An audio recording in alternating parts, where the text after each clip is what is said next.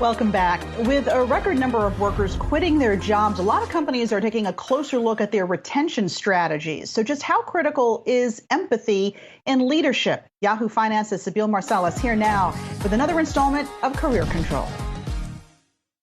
Ernst & Young conducted a study to look at the correlation between empathy in leadership and business performance. And sure enough, 85% of employees said that empathy in leadership increases productivity. I want to bring in Marcelo Bartholo. He's Ernst & Young's America's Deputy Vice Chair of Consulting to break this down for us. Now, Marcelo, looking at this study, many workers flat out admitted that they left a previous job because a boss was not empathetic to their struggles at work and in their personal lives. How critical is it right now for company leaders to be empathetic? Hi, good afternoon, Sibile, and thanks for having me. This has been a really interesting journey for us. We've been talking about the topic of empathy in the workplace for quite some time. And a few months back, looking at the stress levels within society, everything that's happened with COVID, looking at the increased levels of turnover within our clients and within our profession, we decided to go in this study.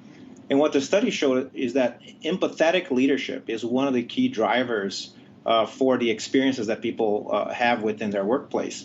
And frankly, perhaps the biggest contributor to whether somebody decides to stay or go from their roles. And the statistics quoted within our study are very interesting, right? There's a direct correlation between how people feel they are heard and how much they feel then connected or like they belong in the organization. And when they decide to leave, they decide to leave because they feel like their bosses don't understand them or hear them in terms of their needs, both at work and at life. So it's been really interesting to watch the correlation between all of the issues you're seeing in terms of retention and how people feel about empathy in the workplace.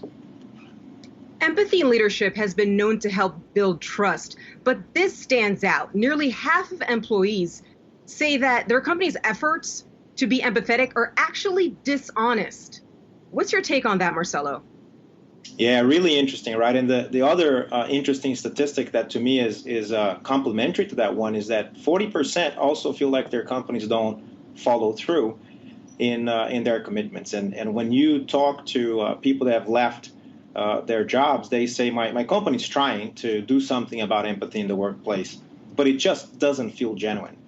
And to us, the real opportunity that every organization has is to balance what we think of as programmatic ways of looking at empathy in the workplace and things that you're doing around wellness and well-being, things you're doing around your PTO policies, but really focus on the one-on-one relationships that your leaders have within your workforce. The study also shows that one-on-one connectivity is the biggest driver of building of trust within an organization. And if an organization can really drive a culture of connectivity at the individual level, we think this can really help change that statistic going forward.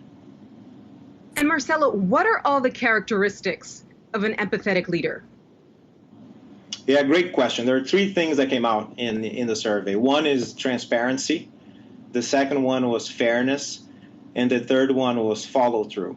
And what I took away from the study is these are really simple things for anyone to do. All it takes is for somebody to truly care, try to put yourself in someone else's shoe, really hear their points of view, and then build a set of actions that will address their personal desires.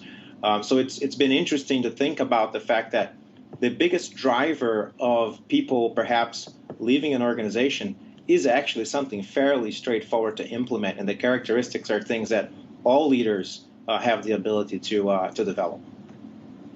Your study also points out that a third of employees are not actually comfortable advocating for cultural changes in their workplace.